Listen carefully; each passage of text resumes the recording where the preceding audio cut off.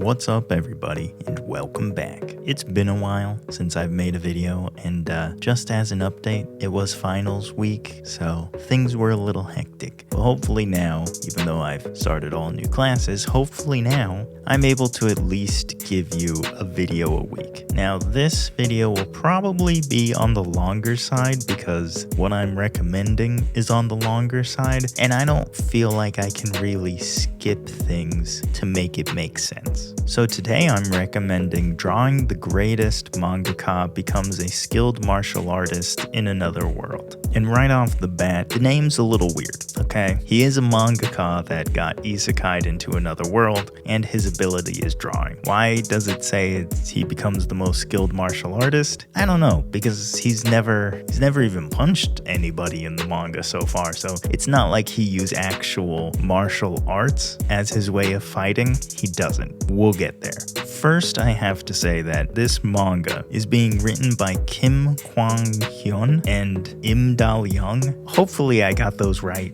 Now, this isn't, I have to clarify this isn't a manhwa. It is a manga. The real difference is in presentation, right? If you've read a manga, you know how mangas look. If you've read a manhwa, you know how manhwas look. If you don't know who these two people are, the writer and the artist, these are the guys that created freezing. And if you don't know what freezing is, go ahead and read that manga. It is by far one of my favorite mangas. It is something that, listen, if anybody wants it, I will make a why you should read for freezing.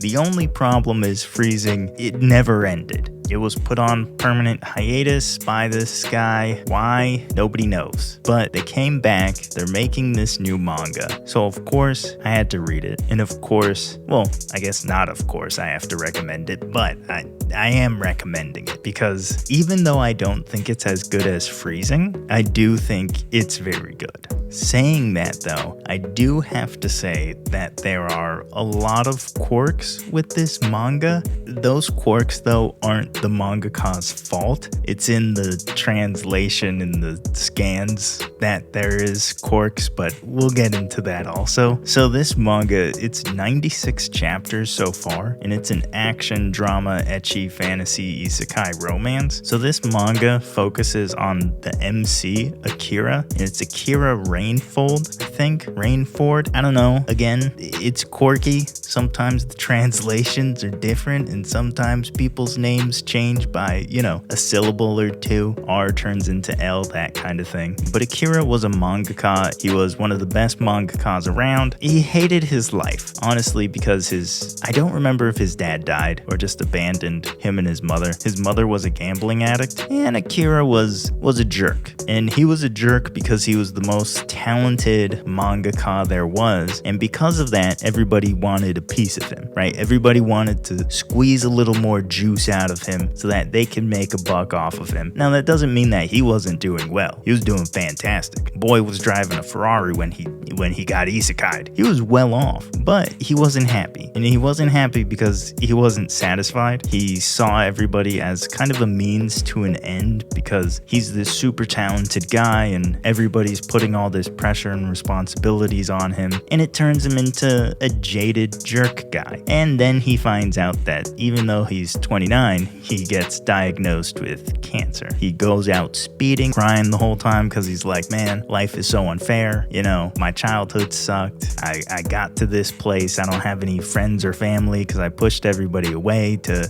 be the most talented guy, and now I got cancer. And then he almost hits some people and he careens off, I guess, into a telephone pole or something. Dies, whatever. Gets reincarnated. Cool thing about his reincarnation is that he actually got to choose his mother. So instead of like choosing an ability or power, he got to choose the life that he wanted to have. So he could have been like a sword saint or a noble or a millionaire or whatever, but he chose the life of a commoner because he was like, you know, the one thing that I never had in my life and the one thing I always wanted was a family, was a place, was people to love me and for me to love them them and to be normal, to not have all this pressure, to not have immense talent that then everybody wants to use and abuse. I just want to be like a commoner. So he chooses the common mother. Does that work out? Obviously not. Because not only is his dad apparently like a super mega mage, but obviously he gets isekai powers. Now, one thing though is even though his dad is like a super mega mage, you never see it. He never uses it. And he hasn't in the 96 chapters. He didn't even know his dad was a mega super mage until people honestly told him, and he was like, what? Is he? Because he himself isn't. And actually, like, he was born as just a regular commoner. He does have his crazy isekai skill, but like even that wasn't tremendous in the sense of like a super exploitation thing where he's just instantaneously the best. It's not even a skill. It's just like how he uses his magic. So everybody thinks he's a summoner, but what he's actually doing is he creates a magic canvas and he draws on it, and what he draws comes to life. And so people think he's a summoner. In reality, it's that isekai cheat thing. And this is why I say, at least at the beginning, it's not like a crazy OP thing, because he doesn't have the actual magic to be able to support it. He can use it, and he does as a child, but he also accidentally almost nearly kills himself using it because he doesn't have the mana to be able to actually really utilize it. So even though he's born into this commoner family that, you know, finds out later his dad is like a super G, his family has an elf maid named Arya. She finds out about his power and she decides that she's going to guard him. Now, she was already planning to guard him, even though he was just going to be like a normal commoner person. She was already there to be able to protect him, to watch over him, to make sure Carl Renfold, whatever the heck their last name is at that time, I guess to make sure that that child, even though they will be naturally exceptional, doesn't become, I guess, targeted or a threat. I don't really know. There's a lot of parts of this that I'm not 100% sure. But it turns out that Arya, this elf guardian who's a maid to them, is one of the 4 shadows. And I know that that doesn't mean anything to you. And I don't really know what it means either. But we'll get there also. So he has also a best friend, at least for a little time when they're children, who turns out obviously to be the princess, Midasfina. Since she is a princess and she's of noble blood, she's one of the descendants of the 7 hero houses, and she is a part of the Mayan house, which again, I know it doesn't mean anything to you yet, but you know, we'll get there. There's a lot going on in this. Sometimes it makes sense, sometimes it doesn't. So I'm gonna try and make this make sense, even though so far in the manga, it's not really making a whole lot of sense to me. So here we go. So there's a goddess who I guess created this world. That goddess then I think created maybe sub-goddesses. Actually, no. I think this goddess created this world. She fell in love with, I guess, one of her creations. He became essentially a demigod, and that hero has like 7 super abilities, and those abilities get separated through his bloodline, and they become the 7 different houses of like the nobility, I think. Honestly, this part is very convoluted to me in the sense of like how the history of this world goes. So this hero with their 7 abilities that are incredibly, I'm assuming, OP,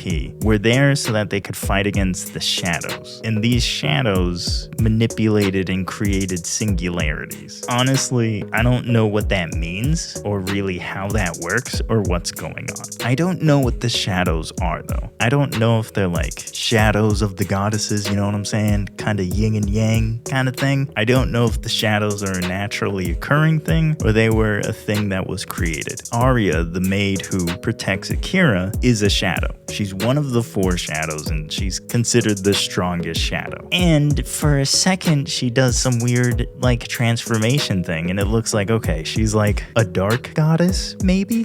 But those shadows then created singularities, which what are singularities? I'm not sure. I think they kind of try to recreate their own version of the hero, right? Giving these people immense power and ability and whatnot, who can then manipulate and destroy the world, I guess. Whatever. But then you find out that there's like 5 singularities, I think. 5 or 6 singularities. And those singularities are trying to bring back one person, one shadow, I think, who they don't even call a shadow. They call them like the Great Mage or something, who I guess created them. them? I don't know. And this is one of the problems that I'm having with this, is that maybe it's the translation, right? Because I said there's a lot of quirks, and some of the quirks are in the translation where it's like a span of like 20 of these chapters, the translation's just terrible. The quality of the image is not great, and the translation is even worse. So you lose a lot of information, and you kind of have to piecemeal it together, what it's saying and what it means. Now, it gets better, right? And that's not the mangaka's fault, the translation not being great, because,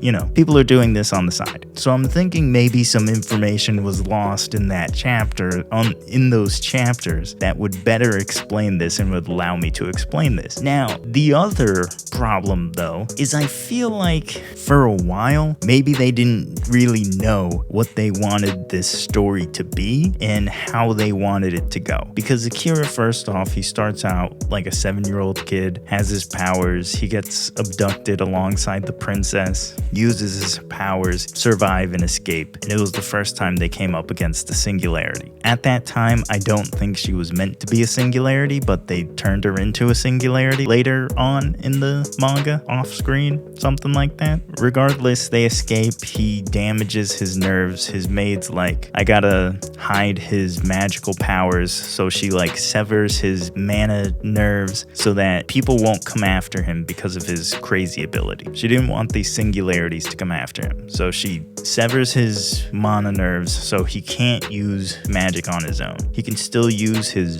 drawing canvas ability, whatever it's called, because that name changes also, but he can still use that on scrolls that are imbued with magic. So he can't really use it to fight anymore because he needs like a giant magic canvas to be able to summon these giant things. So instead, he basically just creates these insane elixirs that was used before to save his life the first time he depleted his mana and almost died, that restore all of your health and your mana, but also they increase how much mana you have. And they're absurdly rare, whatever, but he's able just to draw them, and he basically just drinks them like all day, every day kind of thing, just because they make you feel better, right? You're tired, you're not tired anymore. He's basically using them as an energy drink. And later on, the princess who saw him with his crazy powers, right, because she was there when they got abducted, when she saw him use them, she told somebody later, even though she promised not to, and they find him and they're like, yo, we need you to help us like kill this giant dragon thing. And he's like, oh, I can't use magic,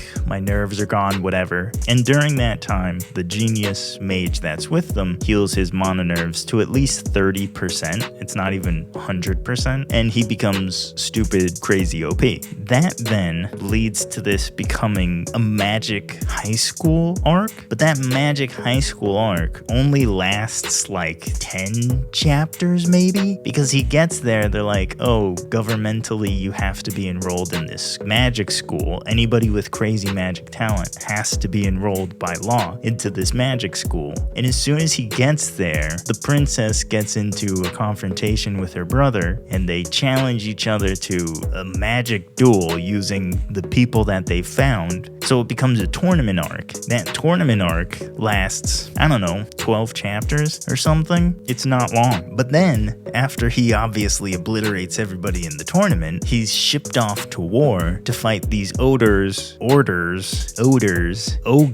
Again, the translation, they changed the name like 3 or 4 times, and now it's back to being odors. And I think it's a more trustable translation, like the last 50 chapters or something, we get to like more trustable translation, and they've been using odor, but it was order and it was ogre for a bit. So I'm just gonna call them odors. So he gets shipped off to the front line to fight these odors, which are like magic zombies, essentially, that are then, you find out, being created by singularities, and obviously a bunch of stuff happens, a lot of fighting, they fight a singularity, whatever. That, where he's at the front line, fighting these odors along with the princess, whatever, fighting the singularity, that to me feels like the first arc. So this is what I'm saying, like a lot has happened that I feel like I needed to explain, but also I feel like I couldn't really explain, because towards the beginning half of this manga, it felt like they had an idea that it's gonna go this way, but then they changed it. And because they changed it, they also kind of changed the mythology that they built around it. Even though his maid Arya is a shadow, you don't know what that actually means. These shadows might be goddesses who then turned evil kind of thing, and then these shadows created their versions of people that became singularities. I don't know, because at one time also, Carl, Akira's dad, asks Arya, the shadow, if she turned Akira into a singularity. And she obviously hasn't, because he's just isekai'd OP kind of thing. And I know, like, I've said all of that, and it might be like, well, why would I want to read this confusing thing? And I honestly understand it, but it's because it's interesting, man. It's very interesting. On top of being interesting, the art is incredible, at least when the scan is good. The art is incredible. The story, I don't think it's as bad as I'm making it out to be. I think it's just piecing it together as the story goes on. I think it's one of those things, but the art is gorgeous. And the characters aren't bad. There are colored panels like every now and again that are they're incredible to look at. And the other thing that's really good about this story is the characters, because Akira comes to this world with that same attitude of, I just want to be common because I don't want to be taken advantage of. But it turns into one of those things where with great power comes great responsibility. And he's like, to have that life that I want, where I have a family that loves me, where I have a place to come home to, where I have these friends and this warmth that I didn't have before, I have to use this power to protect it. And if that means standing out, if that means dying to know that they're still here and having a life that they can enjoy, having a place that they can call home, having the warmth that I was able to experience, I'm gonna use that power for this purpose. But, you know, it's taken 96 chapters for him to really get to that conclusion of it's okay to be talented or to be good at something and to use it not just for your purposes, but for the purposes of others. It's okay for others to lean on and rely on the talents and the abilities that you have, as long as you don't allow yourself to be abused and manipulated and taken advantage of for those abilities and for those talents, right? So the story is good. The underlying story is good. The character development is really good. It's just some of the world building things are really confusing, and I'm struggling to really put together what the world building origins are, because we know there are singularities. We don't know what singularities are. We know there are shadows. We don't know what the shadows are. We know that there are heroes. I don't know how the heroes operate, because where before it felt like there were several heroes, now they're telling you there's one hero selected by the goddess. Are there other goddesses? I don't know. Before it said that they worship them, and now they said that the powers are from this one guy who was blessed by the main goddess. So I don't know how that part works, but I do know the action is incredible. I do know the characters are very well done. I do know that I'm gonna keep reading it because it's written by the same guy who wrote Freezing, which is one of my favorite all-time mangas, even though it hasn't ended and it hurts me to this day. But it just feels like at the beginning, they really didn't know where they wanted this to go. Because another thing that they did introduce was the other mother candidates that he's met. So the sword master that teaches the princess was a potential mother candidate for him, and because of that, she feels this just innate connection to Akira. They introduce another mother candidate that turns out to be the princess's older sister, but, you know, for literally one panel of one chapter, the older sister's like, oh, Akira Rainfold. Why do I feel this strange connection to him? And they completely ixnay that. I mean, you see her in some other panels, but she doesn't really talk, and they never go into any more depth about the mother candidates thing since that. Now, granted, he was shipped off to fight on the front lines against the Odors. Maybe that comes back around later. I don't really know. But it is, for me, a highly enjoyable isekai magic power fantasy manga. I hope, though, that the story becomes more cohesive as to what is happening, as to what's going on, and to the world building around the story, because I think it needs that. If that sounds interesting to you, and if you're willing to get through some of the quirks of the translation and the scans, then I think you might enjoy it, especially if you enjoyed freezing, which if you did, let me know because I love it. If you enjoyed that, you'll probably enjoy this. The art style is the same. The characters they look incredible. The art is fantastic. And I just hope that moving forward with the story, now that it seems like it's in a more cohesive and linear path, I think it'll be much better and much more enjoyable. I'm gonna keep reading it till the day it either finishes or the day that they just bounce from this and crush my dreams again. If you enjoyed, if it seems interesting to you, like and subscribe. Check out the other Why You Shoulds in the playlist and check out the podcast. Other than that, I will see all of you in the next one.